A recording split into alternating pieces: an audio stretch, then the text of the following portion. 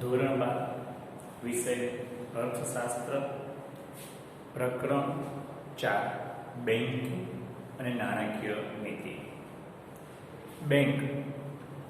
Bank શબ્દથી આપણે સૌ વાકેફ છીએ. વિદ્યાર્થીઓ, તમે ધોરણ 12 માં આવ્યો અને અત્યાર સુધી લગભગ તમારામાંથી મોટાભાગના વ્યક્તિઓ બેંકિંગના કાર્યથી પણ થોડા વાકેફ હશે. કારણ અત્યારે મોટાભાગના વ્યવહારો અને નાણાંને લગતા વ્યવહારો એ બેંકિંગ દ્વારા વધારે થાય છે. લગભગ તમારા દરેકના વાલીનું ખાતું બેંકમાં તો હશે જ. કેટલાક વાલીઓ વ્યવસાય કરતા હશે, કેટલાક વાલીઓ ધંધો બિઝનેસ કરતા હશે અને એમના બેન્કિંગને લગતા વ્યવહારો એટલે કે નાણાં ભરવાનું કામકાજ, નાણાં ઉપાડવાનું કામકાજ, પાસબુક ભરવાનું કામકાજ, ચેકબુક લેવા જવા માટેનું કામકાજ, એફડીને લગતા કામકાજો, આ બધા કામકાજોમાં તમે ક્યાંક ને ક્યાંક સંડોવાયેલા મતલબ તમે ક્યાંક ને ક્યાંક કાર્ય કરેલું હશે. આમાંથી પૈસા ભરવાનું કાર્ય કેટલાક વિદ્યાર્થીઓ કરેલું હશે, પૈસા ઉપાડવા જવાનું કાર્ય કેટલાક વિદ્યાર્થીઓ કરેલું હશે, અથવા તો કદાચ કેટલાક વિદ્યાર્થીઓનું ખાતું પણ બેંકમાં હશે.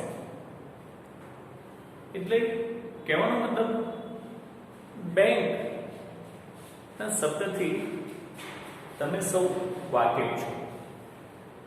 કારણ કે અત્યારે વર્તમાન સમયમાં બેંકનું વિસ્તરણ એટલું બધું થયું છે કે લગભગ આપણે બોપલની વાત કરીએ, રિંગ રોડથી ચાલુ કરીએ કે જે બોપલની હદ શરૂ થાય ત્યારથી લઈને બોપલની હદ પૂરી થાય ડોમા સુધી, ત્યાં સુધીમાં તમે જુઓ તો કેટલી બેંકો આવી ચૂકી છે.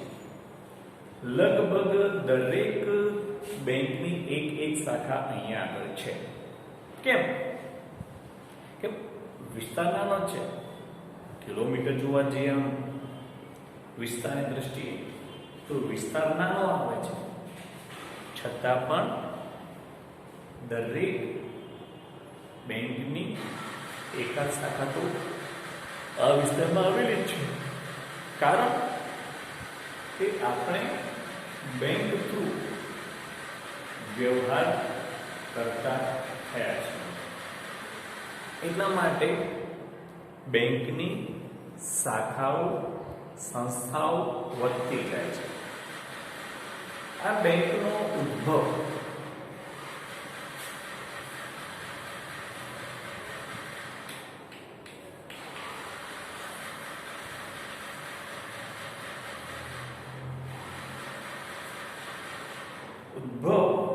અને વિકાસ, આમ તો આ અંગ્રેજી શબ્દ છે, ઇટાલી શબ્દ છે બેંકા,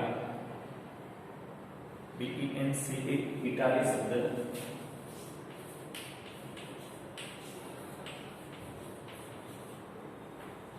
બેંકા છે, અંગ્રેજી શબ્દ છે, ફ્રાન્સ શબ્દ છે બેંકા. અહીં આ અંગ્રેજી ઇટાલી શબ્દ, ફ્રાન્સ શબ્દ છે બેંકના, એના ઉપરથી સંસ્કૃત શબ્દનો છે જથ્થો, ભંડોળ, અને આ બધા શબ્દોના આધારે જ બેંક શબ્દ ઉતરી આવે છે. એવું કહેવાય છે પ્રાચીન સમયમાં વર્ષો પહેલા યુરોપની અંદર સરાફો એટલે કે નાણાં ધીરધારનું કાર્ય કરતી વ્યક્તિને આપણે શ્રોફ એટલે સરાફ તરીકે ઓળખીએ છીએ. નાણાંની આપલે કરવાનું કાર્ય જે વ્યક્તિ કરતી હોય તેને આપણે શ્રોફ એટલે કે સરાફ તરીકે ઓળખીએ છીએ. તો આવી વ્યક્તિઓ ઢળતી પાટલી, જે આપણી બેન્ચીસ છે બધી, એક પાટલી કોઈ લપંગ ધરતી વચ્ચે થોડી એ બેન્ચ ઉપરથી આ નાણાંની ફેરબદલીનું કાર્ય કરતા હતા, નાણાંનું આપલે કરવાનું કાર્ય કરતા હતા બેન્ચ ઉપરથી બેસીને, અને એના આધારે આ બેંક શબ્દ ઉતરી આવ્યો છે. દરેક પ્રદેશમાં નાણાં મોકલવાનું કાર્ય છે અત્યારે આપણે આંગળિયા કહીએ છીએ. અત્યારે તો ઓનલાઈન બધું થાય છે, આપણને ખબર છે. અત્યારે ઓનલાઈન લાઇટ બિલ ભરવું હોય, આપણે ટેલિફોનનું બિલ ભરવું હોય, LICનું પ્રીમિયમ ભરવું હોય, આપણે કે બાઇકનું વીમાનું પ્રીમિયમ ભરવું હોય, ઇવન હવે ખરીદી કરી શકીએ છીએ આપણે બધી, મતલબ બેંક થ્રુ આ બધા કાર્યો થાય છે. પણ એ વખતે જ્યારે નાણાંની ફેરબદલીનું કાર્ય અને નાણાં એક જગ્યાએથી બીજી જગ્યાએ હેરફેર કરવાનું કાર્ય આ સરાફો આ ઢળતી બેન્ચ ઉપરથી બેસીને કરતા હતા. એથી જ આ બેન્ચ ઉપરથી બેંક શબ્દ ઉતરી આવ્યો છે. અહીંયા આગળ સૌથી પ્રથમ બેંક સ્પેનની અંદર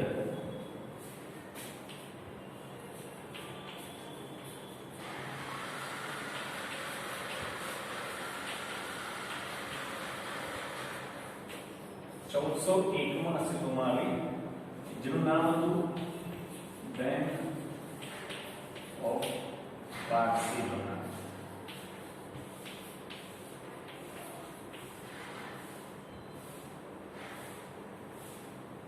બેંક ઓફ બાર્સિલોના વિશ્વની સૌથી પહેલી બેંક સ્પેનમાં સ્થપાઈ હતી 1401 બેંક ઓફ બાર્સિલોના. ત્યારબાદ બેંકો વધતી ગઈ છે, બેંકોનું કાર્ય વધતું ગયું છે. અહીંયા આગળ જો સાટા પદ્ધતિ આપણે જોયું, સાટા પ્રથામાં કેટલીક મર્યાદાઓ નડતી હતી, એને કારણે નાણું અસ્તિત્વમાં આવ્યું. પણ જેમ નાણું અસ્તિત્વમાં આવ્યું તેમ તેમ નાણાંનો, એમાં કાગદી નાણાંનો જ્યારે લોકોએ સર્વસ્વીકૃત સર્વમાન્ય બન્યું ત્યારથી આ બેંકનું કાર્ય વધતું ગયું છે. કેમ? પહેલી વસ્તુ છે આ નાણાંનું સાચવણીનું કાર્ય. આપણે બેંકની અંદર લગભગ અત્યારે જોઈએ તો દરેક ઘરમાંથી દરેક ઘરના એક ખાતું તો બેંકમાં હોય જ છે, અને કેટલીક જગ્યાએ તો લગભગ સગીર સિવાય, એટલે કે નાની વ્યક્તિ હોય એના સિવાય દરેક વ્યક્તિના ખાતા બેંકમાં હોય છે. કેમ? તો અહીં બે વસ્તુ થાય છે. એક, નાણાં મૂકવાનું કાર્ય અને નાણાં ઉપાડવાનું કાર્ય. નાણાં ઉપાડવામાં કોઈ મર્યાદા નથી, કેટલી રકમ, પણ નાણાં મૂકવામાં મર્યાદા છે. તો તેને ધ્યાનમાં રાખીને મોટા ભાગના વ્યક્તિઓ જ્યાં આગળ નાણું વધારે આવતું હોય દિવસ દરમિયાન, અઠવાડિયા દરમિયાન, કેવું અમુક જથ્થો વધારે આવવાનું હોય તેવા લોકો, વેપારી વર્ગ, વ્યાવસાયિક વર્ગ, રોજબરોજનો ધંધો કરનાર વ્યક્તિઓ જે ચાલુ ખાતું ન ખોલાવતા હોય તેવા લોકો ઘરની દરેક વ્યક્તિના ખાતા ખોલાવે, એની અંદર નાણાં મૂકવા, સાચવવા માટે બેંકનો ઉપયોગ કરતા હોય છે. એટલે કે નાણાં ઘરે રાખીએ તો ચોરાઈ જવાની બીક રહેતી હોય છે, અને એના માટે થઈને આપણે નાણાં બેંકમાં મૂકીએ છીએ સાચવવા માટે. બીજું, હેરફેર માટે. નાણાંની હેરફેર જે પહેલા આંગળીયા થ્રુ કરવામાં આવતી હતી, એક જગ્યાથી બીજી જગ્યાએ નાણાં મોકલવા હોય તો આંગળીયા પેઢી દ્વારા નાણાં મોકલવામાં આવતા હતા. હવે એ જ કાર્ય બેંક થ્રુ થતું હોય છે. આંગળીયા પેઢીમાં 1 થી 2 દિવસ થતા હોય છે, પરંતુ અહીં આગળ બેંકની અંદર 1 થી 2 મિનિટમાં થઈ જતા હોય છે. પહેલામાં 1 દિવસથી 2 દિવસ થાય છે, જ્યારે અહીં આગળ બેંકમાં 1 થી 2 મિનિટની અંદર નાણાંની હેરફેર એક જગ્યાથી બીજી જગ્યાએ થઈ શકતી હોય, સાચવણી થઈ શકે છે, હેરફેર થઈ શકે છે, તેમજ મહત્વનું મૂલ્યનો સંગ્રહ થઈ શકે છે. સાટા પ્રથાની અંદર આપણે જોયું હતું કે પશુ હોય કે અનાજ હોય કે દરેક વસ્તુનું આયુષ્ય મર્યાદિત હોય છે. ત્યાં આગળ મૂલ્યનો સંગ્રહ થઈ શકતો હોતો નથી. વધુમાં વધુ મૂલ્યનું અનાજ હોય તો 1 કે 2 વર્ષ કે વધુમાં વધુ 3 વર્ષ. એની સામે પશુ હોય તો કે વધુમાં વધુ 5 વર્ષ, વધુમાં વધુ 10 વર્ષ, એટલું જ મૂલ્યનો સંગ્રહ થઈ શકે. પરંતુ નાણાંનો અને એ પણ બેંકની અંદર જેટલા વર્ષ સુધી તમારે નાણાં મૂકવા હોય એટલા વર્ષ સુધી તમે મૂકી શકો છો. એટલે મૂલ્યના સંગ્રહનું કાર્ય એકદમ સરળ થઈ ગયું છે. એટલા માટે બેંકનો ઉપયોગ વધારે થાય છે. અને બીજું મહત્વનું, વિલંબિત ચૂકવણીનું ધોરણ એ નાણાં દ્વારા શક્ય બને છે. વિલંબિત ચૂકવણી એટલે કે હપ્તા પદ્ધતિ. આપણે TV, fridge, washing machine, bike, Activa, 4 wheeler એટલે કાર કે મકાન, આ બધી વસ્તુમાંથી કોઈ પણ વસ્તુ આપણે ખરીદવી હોય તો હપ્તા પદ્ધતિથી આપણે તે ખરીદી શકીએ છીએ. અને તેની સામે આપણે બેંકના ચેકો વેપારીને આપીએ છીએ.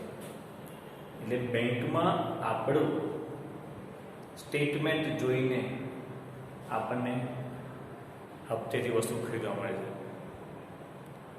તો બેંકની ચેકબુકને આધારે વસ્તુની કિંમતને અમુક ભાગમાં વહેંચી દેવામાં આવે છે અને એટલા હપ્તાના ચેક આપણે આપી દઈએ છીએ ટુકડા કરીને, જે બેંક દ્વારા શક્ય બને છે. બીજા દ્વારા શક્ય બનતું હોતું નથી. તેને વિલંબિત ચૂકવણીનું ધોરણ તરીકે ઓળખવામાં આવે છે. તો અહીં આવી રીતે બેંક કાર્ય કરે છે અને સમય જતાં તેનો વિકાસ હોય. એટલા માટે બેંક કેવળ શું કહી શકાય કે બેંક એટલે જ્યારે નાણાં માંગવામાં આવે ત્યારે મળી શકે અને નાણાં પરત કરવાની શરતે વ્યાજે ધિરાણ કરતી સંસ્થા એટલે બેંક.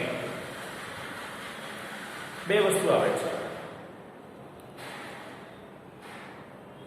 એક કે નાણાં માંગવામાં આવે ત્યારે મળી શકે, એટલે કે મેં મારા ખાતામાં નાણાં ભર્યા હોય ને જ્યારે હું માંગુ ત્યારે એ મને મળવા જોઈએ.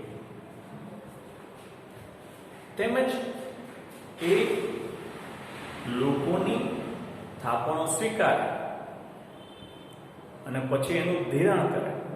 એ પરત કરવાની શરતે વ્યાજે નાણાં ચૂકવવામાં આવે તેવી સંસ્થાને આપણે બેંક તરીકે ઓળખીએ છીએ.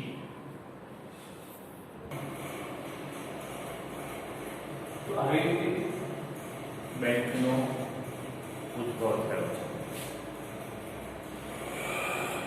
અને પછી બેંકોનું વર્ગીકરણ કરવામાં આવે છે.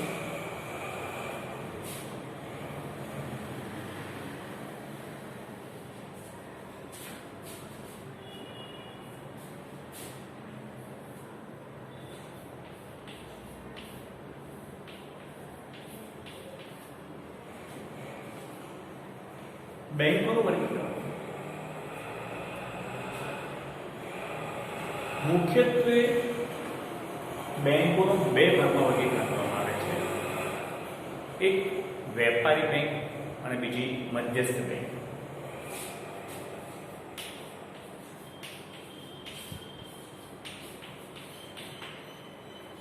અને બીજી મધ્યસ્થ બેંક. વેપારી બેંક આપણે એમ કહીએ કે મધ્યસ્થ બેંક સિવાયની બધી બેંકોને વેપારી બેંક તરીકે ઓળખવામાં આવે છે. કેમ?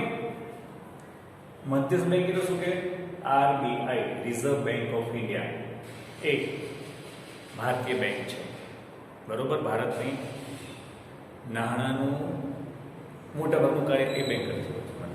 બેંકોની બેંક કરીએ આપણે વેપારી બેંકની વાત કરીએ. વેપારી બેંક, વેપારી કોને કહીએ આપણે? કે જે વ્યક્તિ વેપાર કરતી હોય તેને વેપારી તરીકે ઓળખવામાં આવે છે. તો અહીંયા આગળ પણ બેંકનો ઉદ્દેશ પણ વેપાર કરવાના આશયથી જ સ્થાપવામાં આવ્યો છે. શરૂઆતના સમયની અંદર અમુક બેંકો, હાઉસિંગ બેંકો કહીએ, એ હાઉસિંગ બેંકોનો ઉદ્દેશ લોકોને સરળતાથી ઘર મળી રહે તે માટેનો હતો. પરંતુ હવે તો દરેક બેંક એ નફો કરવાના આશયથી સ્થપાય છે. એટલા માટે બધી બેંકોને વેપારી બેંકો તરીકે ઓળખવામાં આવે છે. તો વેપારી બેંક કેવું હોય તો શું કહી શકીએ કે વેપારી બેંકો એટલે પ્રજા પાસેથી તેમની બચતો થાપણના સ્વરૂપમાં સ્વીકારે અને ગ્રાહકને જોઈતી હોય તે પ્રમાણે ધિરાણના સ્વરૂપમાં આપે અને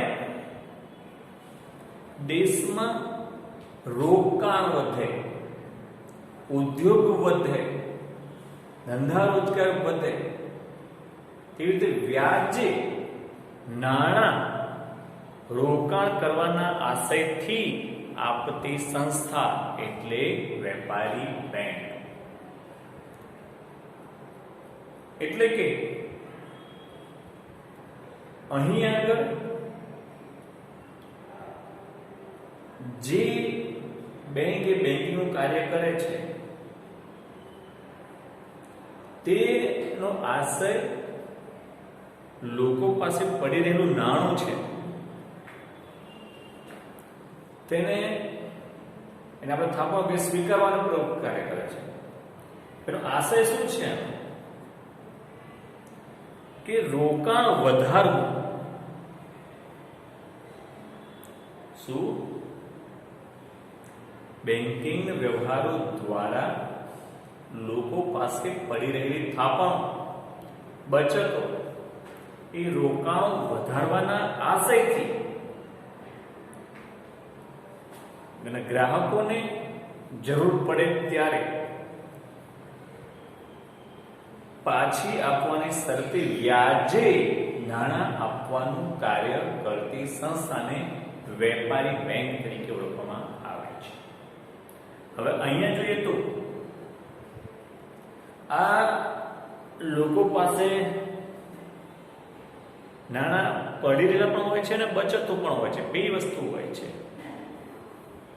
ફાજલ નાણાં કહીએ આપણે, એટલે કે જરૂરિયાત મુજબના નાણાં ખર્ચ કર્યા પછી પડી રહેલું નાણું એને ફાજલ નાણાં તરીકે ઓળખવામાં આવે છે. એ ફાજલ નાણું જો બેંક ઘરમાં એમને પડી રહે તો એનો કોઈ ઉદ્દેશ નથી.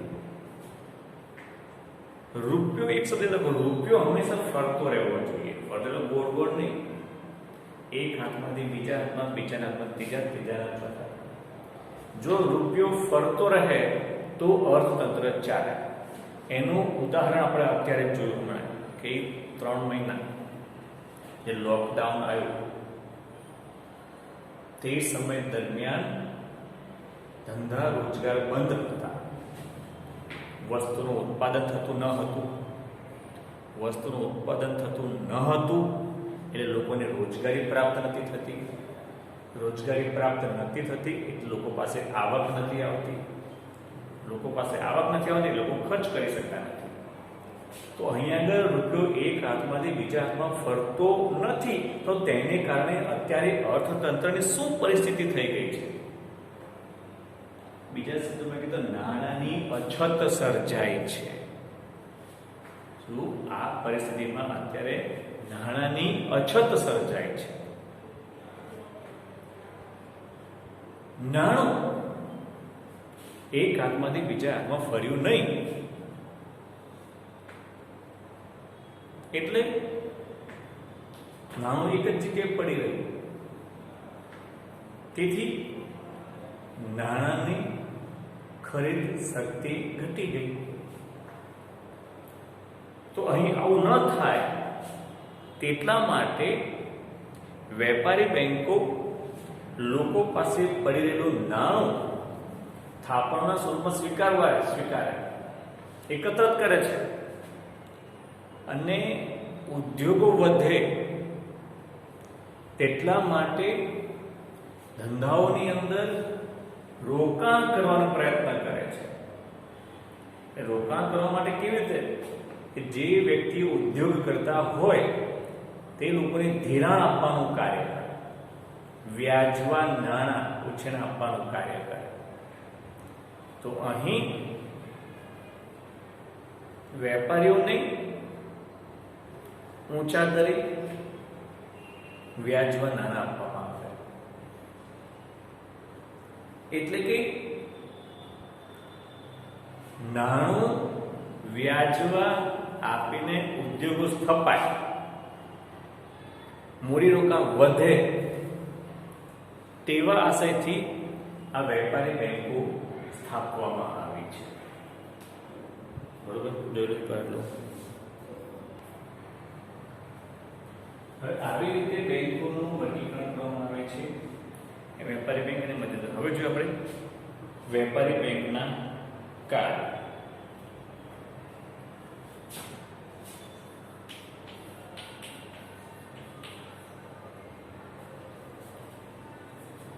વેપારી બેંકના કાર્ય. અહીં વેપારી બેંકના મુખ્ય કાર્યો કયા છે? તો પહેલું થાપણો સ્વીકારવું.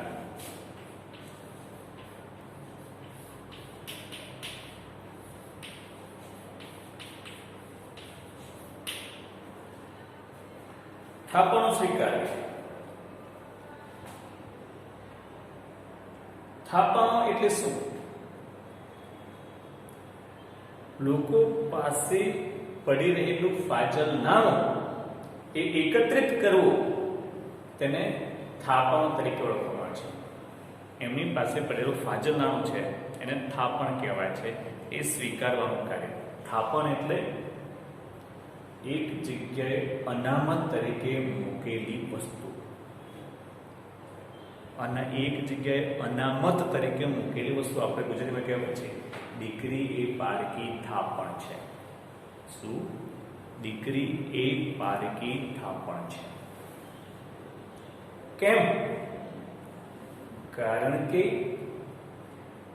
ભારતની અંદર આપણી હિન્દુ સંસ્કૃતિ, હિન્દુ નહીં કોઈ પણ સંસ્કૃતિ, આપણી ભારતીય સંસ્કૃતિ અનુસાર સમાજ વ્યવસ્થા એક લગ્ન વ્યવસ્થાથી જોડાયેલી છે. અને અહીં આ લગ્ન વ્યવસ્થાની અંદર જ્યારે દીકરીના લગ્ન થાય ત્યારે દીકરી એક ઘરેથી બીજા ઘરે જાય છે. પોતાના પિતા ગૃહે દીકરી 17 થી 18 વર્ષ રહે છે.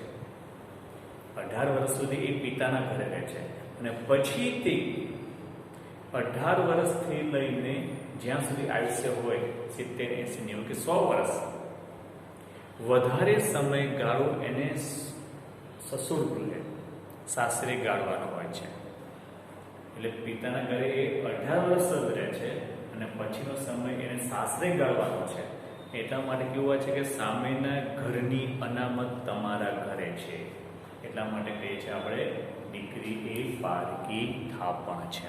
તો એવી જ રીતે અહીંયા આગળ બેંક દ્વારા જે નાણાં છે બેંકમાં પડેલા એ બેંકના પોતાના નથી, બીજી વ્યક્તિના છે. પારકી વ્યક્તિના નાણાં બેંકે રાખે છે એટલા માટે તેને થાપણ તરીકે ઓળખવામાં આવે છે. તો અહીં થાપણો સ્વીકારવાનું કાર્ય બેંક દ્વારા કરવામાં આવે છે. તો એ થાપણો કયા કયા પ્રકારે સ્વીકારી શકાય? એ થાપણો પ્રકાર કહીએ તો પહેલું છે ચાલુ ખાતું.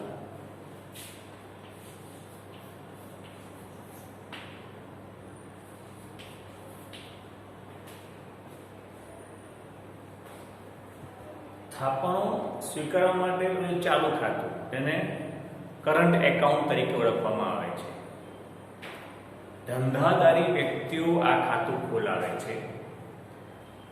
આ ખાતામાં દિવસમાં ગમે તેટલી વખત નાણાં જમા કરાવી શકાય છે અને ગમે તેટલી વખત અને ગમે તેટલા નાણાં ઉપાડી શકાય છે. અને ધંધાની અંદર ગમે ત્યારે નાણાં આવતા હોય છે અને ગમે ત્યારે વધારે નાની જરૂર પડતી હોય છે. ઘરની અંદર તાત્કાલિક રોજની જરૂર પડતી હોતી નથી. અને એટલા જ માટે ધંધાદારી વ્યક્તિઓ ચાલુ ખાતું ખોલાવે છે, જેથી કરીને ગમે તેટલા નાણાં બેંકમાં મૂકી શકાય, ગમે તેટલા નાણાં ગમે ત્યારે ઉપાડી શકાય. પણ ચાલુ ખાતા ઉપર અહીંયા કોઈ પણ પ્રકારનું વ્યાજ આપવામાં આવતું નથી. શું? અને આ ખાતું મોટે ભાગે ધંધાદારી વ્યક્તિઓ જે ધંધો કરતી હોય તેવી વ્યક્તિઓ દ્વારા આ ખાતું ખોલવામાં આવે છે. બીજું છે બચત ખાતું.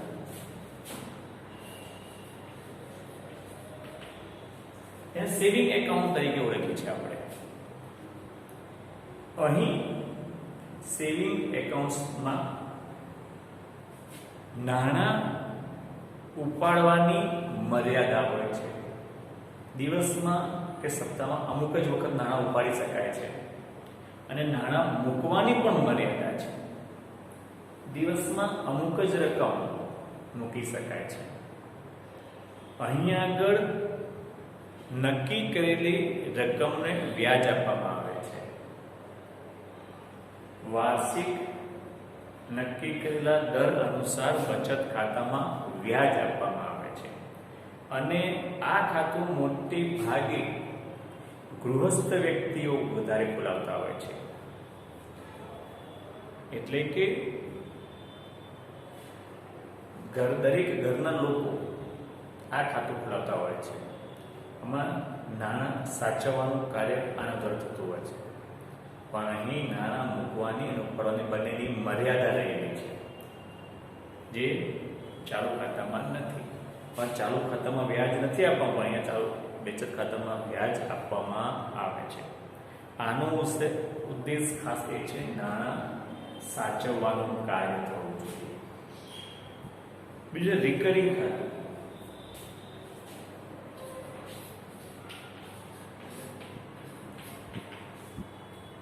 રિકરિંગ જે વ્યક્તિઓ વધારે સમયની મોટી રકમની બચત કરી શકતા નથી તેવી વ્યક્તિઓ માટે આ ખાતું છે.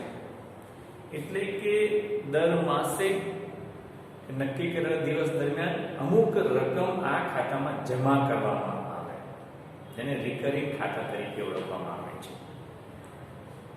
અહીં આગળ એની ઉપર નક્કી કરેલા દરે બચત ખાતા કરતાં વધારે વ્યાજ આપવામાં આવે છે.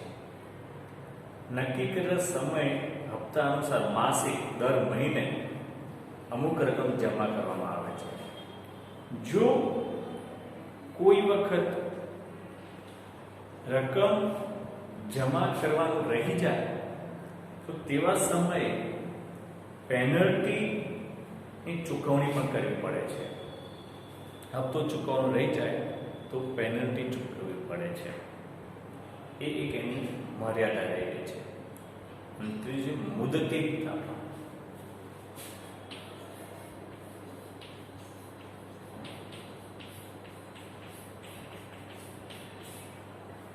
મુદતી થાપણ ફિક્સ ડિપોઝિટ. આ શબ્દથી આપણે બધા વાકેફ છીએ. બાંધી મુદતની થાપણ. બાંધી મુદતની થાપણ એટલે કે નક્કી કરેલી મર્યાદા અનુસાર બેંકમાં તે રકમ મૂકી રાખવામાં આવી તેને બાંધી મુદતની થાપણ એટલે કે ફિક્સ ડિપોઝિટ તરીકે ઓળખવામાં આવે છે.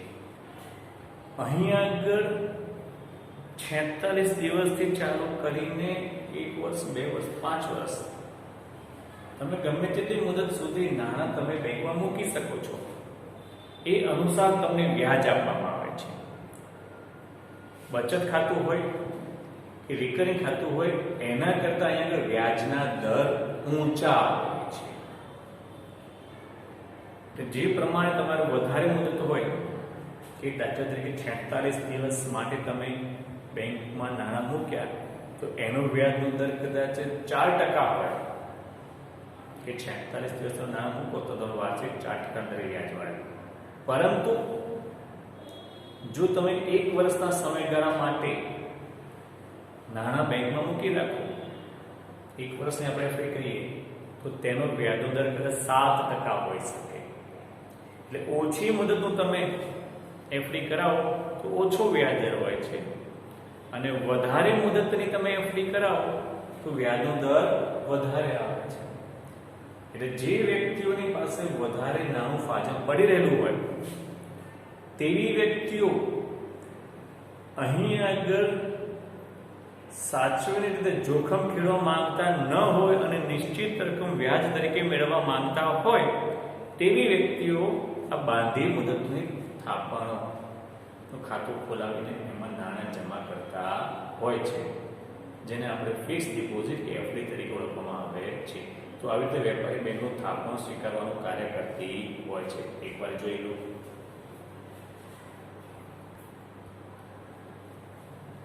તો આવી રીતે વેપારી બેંક થાપણ સ્વીકારવાનું કાર્ય કરતું હોય છે. આજનું તમારું હોમવર્ક છે વેપારી બેંકના કાર્યની અંદર આ થાપણ સ્વીકારવાનું કાર્ય. આ તમારે આ 4 કાર્યો હોમવર્કમાં તૈયાર કરવાના છે.